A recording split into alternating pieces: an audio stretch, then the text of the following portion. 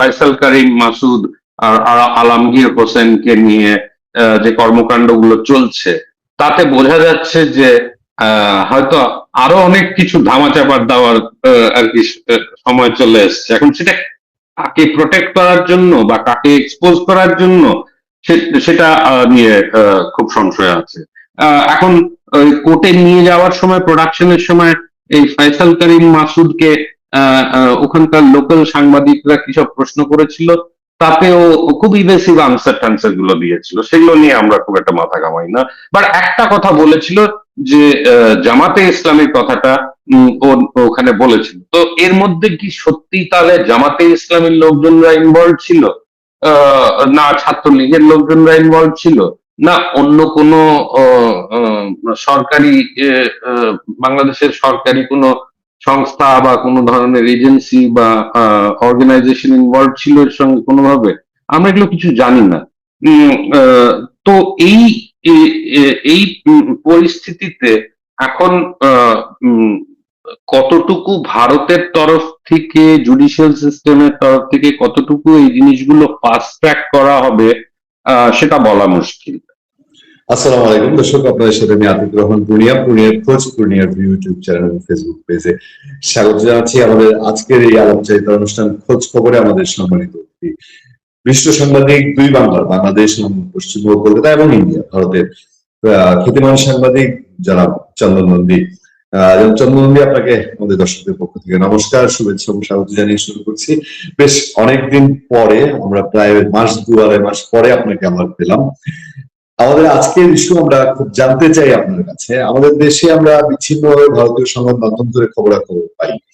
বাংলাদেশে খুব আলোচিত হত্যাকাণ্ড, পলিটিশিয়ান ওসমান হাদি, তার একটা নিজস্ব পলিটিক্যাল একটা আলাদা আইডিওলজি ছিল, আলাদা একটা ভিন্ন ধারা। শেখ হাসিনা গভর্নমেন্ট পতনের পর হঠাৎ করেই এই রাজনৈতিক নেতার উত্থান হয়েছিল এবং তার হত্যাকাণ্ডের অন্যতম অভিযুক্ত দুজন, ফয়সাল করিম মাসুদ এবং আলমগীর, এই দুজনকে ভারতে ধরা হলো, গ্রেফতার হলো। তাদেরকে যে পাঠিয়েছিল ফিলিপস, তাকেও গ্রেফতার করে হলো। আমাদের দেশের নতুন সরকার, অনেকেই ধারণা করছেন যে এই সরকার আসার কারণেই হয়তো ভারত বন্ধুত্বসুলভ যে আচরণ এখন করছে তার প্রতিফলন এই গ্রেফতার।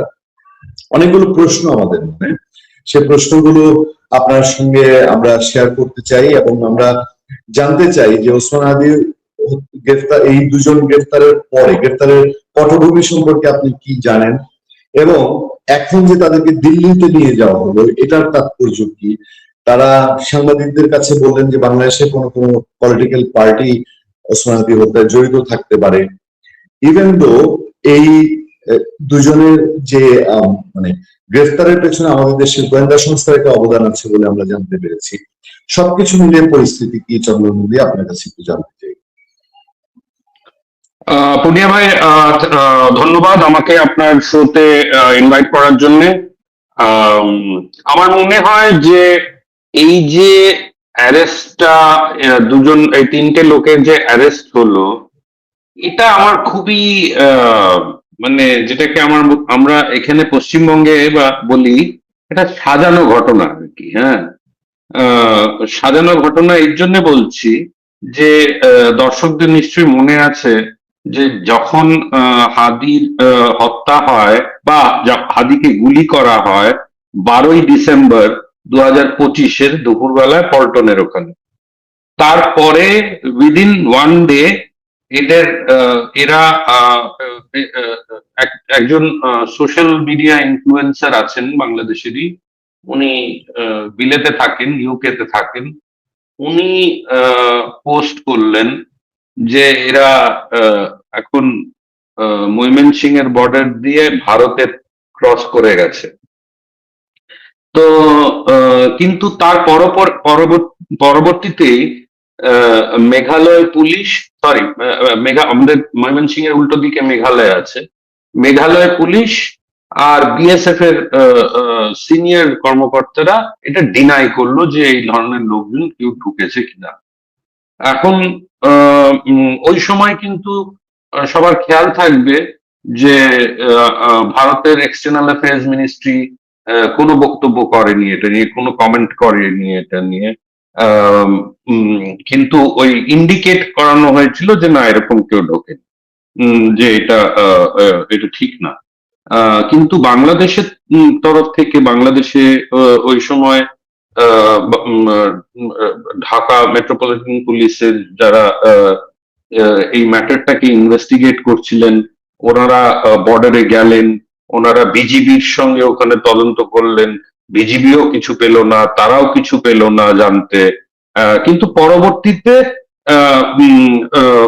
বলেই দিয়েছিল ঢাকা মেট্রোপলিটন পুলিশ যে হ্যাঁ, ইন্ডিয়াতে এরা চলে গিয়েছে।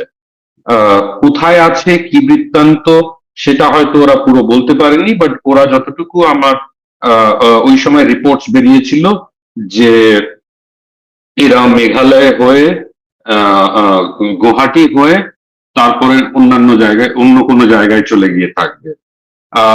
এখন যখন আমারও তখন ওই সময় ডাউট হয়েছিল যে এত দ্রুত কি করে এই সোশ্যাল মিডিয়া ইনফ্লুয়েন্সার জানতে পেলেন যে ওরা ইন্ডিয়ায় চলে গেছে, মানে উইদিন লেস দেন, মানে উইদিন 12 আওয়ার্স।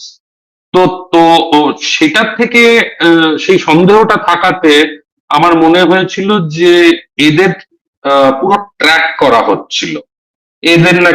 এদের কাছে নাকি একটা ইন্ডিয়ান সিম ছিল, ওদের বাংলাদেশের সিমও ছিল, কিন্তু বাংলাদেশের সিমটা সুইচ অফ করা ছিল। ওদের ইন্ডিয়ান সিমটা কে দিল সেটা আমরা জানি না। সেই সিম থেকে নাকি তারা বাংলাদেশে ফোন করেছে। এখন তারা যদি খুন করে থাকে আর তারা যদি খুনি হয়ে থাকে, তারা কেন এই কন্ট্যাক্ট গুলো জারি রাখবে, মেনটেন করবে ওপার থেকে? এটা তো ক্লিয়ারলি বোঝা যাবে, ওদের ট্র্যাক করলেই বোঝা যাবে যে আম, ওরা ভারতে আছে। এবং বাংলাদেশে কি করে বাংলাদেশের যে যারা উম, আহ, উম, গোয়েন্দারা আছে আর কি, তারা কি করে জানলো যে অমুক ফোন, অমুক ইন্ডিয়ান সিম থেকে ফোন অমুক লোকের কাছে যাবে? তারা কি করে জানতো? সেটাও তো ম্যাটার অফ ইনভেস্টিগেশন, হয়তো সেটা তো পরে জানা যেত। তো এই গোটা জিনিসটাই ভেরি ভেরি সাসপিশিয়াস। তারপরে বেশ কিছুদিন এই চললো, তারপরে ব্যাপারটা একটু ধামাচাপা পড়লো আর কি, ন্যাচুরালি। তারপরে ইলেকশন চলে এলো, ইলেকশনে যা হওয়ার হলো। কিন্তু ইলেকশনের পরে পরেই সবার খেয়াল আছে যে ডিজিএফআই, যে নতুন চিফ হয়েছেন, আহ, উম, আহ, উনি major general Chowdhury, major general Rashed Chowdhury আর কি, উনি ভারতে এলেন সাডেনলি। আমি স্টোরিটা করেছিলাম। উনি 1 মার্চ বোধহয়, 1 মার্চ বা 8 মার্চ যতদূর মনে পড়ছে, উনি ভারতে এলেন 2.5 দিনের সফরে। ওনার সঙ্গে স্ত্রীও এলো। তো উনি এখানে নানান আমাদের গোয়েন্দা সংস্থার লোকজনদের সঙ্গে দেখা করলেন, করে তারপরে উনি কোয়াইটলি ফেরত চলে গেলেন বাংলাদেশ। ইতিমধ্যে এই যে অ্যারেস্টটা হলো, অ্যারেস্টটা হয়েছিল 8 তারিখে, আই রিমেম্বার কারেক্টলি, মার্চের 8 তারিখে।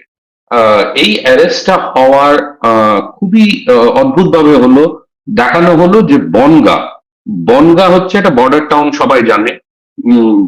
ওই বর্ডার টাউন থেকে, বনগাঁ থেকে বর্ডার হচ্ছে 3 কিলোমিটার দূরে। ওই অটোরিকশা বা ভ্যান রিক্সা করে যাওয়া যায়। আর ওখানেই ইমিগ্রেশন চেকপোস্ট, যেটাকে আমরা বলি পেট্রাপোল বা হরিদাসপুর। আর উল্টো দিকে বাংলাদেশে হচ্ছে বেনাপোল। এখন বলা হলো যে তারা বাংলাদেশ ফিরে যাওয়ার জন্য বনগাঁতে এসে ছিল।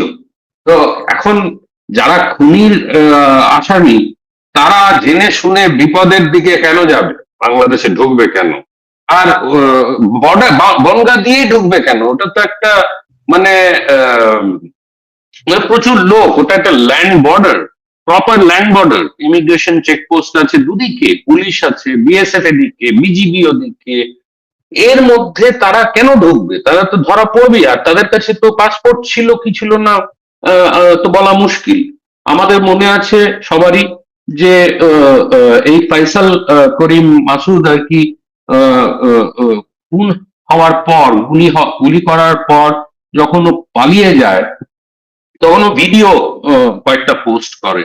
একটা ভিডিওতে তখন বলেছিল সে দুবাই চলে এসেছে। তো দুবাই ওর টিকিটটা কেটে দিল কি? ওর কাছে পাসপোর্ট ছিল, ভিসা ছিল, ও ম্যানেজ করলো কি করে ঢাকার থেকে? এবং তো এটা তো গল্প সাজানো, আমরা সবাই জানি। তো বলা হচ্ছে এখন যেটা, হ্যাঁ সে দুবাই ছিল নাকি বলা হচ্ছে। হ্যাঁ, ও নিজেই তো বলেছিল যে ও দুবাইতে গিয়েছিল, কিন্তু দুবাইতে কি আদৌ গিয়েছিল? I have my doubts. তো আহ, আহ, এখন আহ, বনগা কেন? বনগা ছাড়া তো অন্যান্য আরো জায়গা থাকতে পারে। আর সবাই জানে যে পশ্চিমবঙ্গ কিন্তু ইলেকশনে যাচ্ছে। এই এপ্রিল মাসে 9 আর 10 তারিখে পশ্চিমবঙ্গে অ্যাসেম্বলি ইলেকশন আছে। তো তার আগে এই অ্যারেস্টটা দেখানো হলো আর কি, যে বনগাঁ থেকে হয়েছে। তারপরে আমি টুকটাক যখন খোঁজ নিলাম, আমি জানতে পারলাম যে এরা কলকাতাতেও এসেছিল। হুম। কলকাতা কিছু রেস্টুরেন্টে খাওয়া দাওয়াও করেছিল তাদের চেনা পরিচিতি লোকজনের সঙ্গে। তো আমার গোটা জিনিসটা এখন ওরা আটকা পড়ে গেল ওখানে, পশ্চিমবঙ্গে। কিন্তু বাংলাদেশের তরফ থেকে কিন্তু কোনো তৎপরতা দেখা যাচ্ছে না তাদের ফিরিয়ে নিয়ে যাওয়ার। বাংলাদেশ আর ভারতের কিন্তু এক্সট্রাডিশন ট্রিটি আছে। তো কিন্তু এরা যখন বাংলাদেশ থেকে ইল্লিগালি ক্রস ওভার করেছে, তো এদের ওই কেসেই আটকানো হয়েছে, foreigners act, passport act, illegal entry, এইসব মিলিয়ে। হুম। তো এগুলো এগুলোর তো একটা মিনিমাম পানিশমেন্ট আছে 7 বছর জেল, যদি সাজা কোর্ট অফ লতে প্রুভড হয়। তো তাহলে কি এতদিন বাংলাদেশ এদের ছাড়া থাকবে? বাংলাদেশের যারা কর্তৃপক্ষ আর কি, পুলিশ বলেন, গোয়েন্দা সংস্থা বলেন, তারা কি মেনে নেবে এই যে 7 বছর এখানে আটকা পড়ে থাকবে? তাহলে ডিজিএফআই প্রধান এলেন কেন ভারতে? তো এই নানান জিনিসগুলো, তারপরে এদের রিমান্ড হয়ে গেল। এখন 14 দিনের পুলিশ কাস্টাডি ছিল। নিশ্চয়ই তখন ওখানে ইন্টারোগেশন হয়ে থাকবে আর কি। আমি যখন একজন কর্মকর্তাকে ফোন করলাম বনগাঁতেই, তখন সে আমার সঙ্গে একেবারে কথা বলতে রাজি হলো না। আমার মনে হলো যে তাদের চুপ থাকতে বলা হয়েছে, বা তারা পুরো ব্যাপারটা যখন জেনেছে, জানার পরে তারা অত্যন্ত গার্ডেড হয়ে গেছে, অত্যন্ত ভয়ও ছিল আমার মনে হয়। তারা কোনো মুখ খুলতে চায়নি। আর এরা হচ্ছে পশ্চিমবঙ্গ পুলিশের কথা বলছি আর কি। তার মানে এক ধরনের অ্যারেঞ্জমেন্ট হয়েছে, সেটা যারা ওরা জানতেও পেরেছে, বুঝতেও পেরেছে, সেজন্য সেটা নিয়ে আর কোনো মুখ খুলতে চায় না। তো তারপরে এদের যখন 14 দিনের পুলিশ কাস্টাডি থেকে শেষ হয়ে গেল, তাদের কোর্টে পেশ করা হলো, আর ওদের জুডিশিয়াল কাস্টাডিতে রিমান্ডে চলে গেল ওরা। তো এখন আপনি বললেন, আর এটা সবাই জানেও আর কি, তাদের দিল্লি নিয়ে আসা হয়েছে। এখন দিল্লিতে নিয়ে এসে কাদের সঙ্গে কথা হবে? তার মানে নিশ্চয়ই আমাদের যারা গোয়েন্দা সংস্থা আছে তাদের সঙ্গে কথা হবে। হয়তো কোনো বাংলাদেশের থেকেও লোকজন এসে থাকবে, তাদের সঙ্গে গোপনে কথা হয়ে থাকতে পারে। তো এগুলো নানান ধরনের শ্যাডোই জিনিস, ঘটনা চলছে। তো এর মধ্যে যেটা বোঝা যাচ্ছে যে বাংলাদেশ খুব বেশি যে, বাংলাদেশকে একটা মানে নতুন সরকার আসার পরে একটা একটা কাজ করেছে সেই ধরনের ব্যাপার দেখাতে হতো। তো সেই জন্য ডিজিএফআই প্রধান এলেন ভারতে। তারপরে আম, যদি এটা এই প্রক্রিয়ার মধ্যে পড়ে যায়, তাহলে কিন্তু এদের বাংলাদেশে ফেরত দেওয়া বেশ কিছুটা দেরি হতে পারে। তবে হ্যাঁ, একটা জিনিস যেটা বোঝা যাচ্ছে, যে নানান ধরনের এক ন্যারেটিভ, তার মধ্যে এই যে জামাতের ইনভলভমেন্টের যে ন্যারেটিভ, সো কল্ড ইনভলভমেন্টের, অ্যালেজেড ইনভলভমেন্ট, সেটা এখন আমাদের দেখতে হবে সেটা কতটুকু প্রাধান্য পায়। তো নেট নেট আমার মনে হয় যে যেটাকে আমরা ইংরেজিতে বলি, there is more to it than meets the I.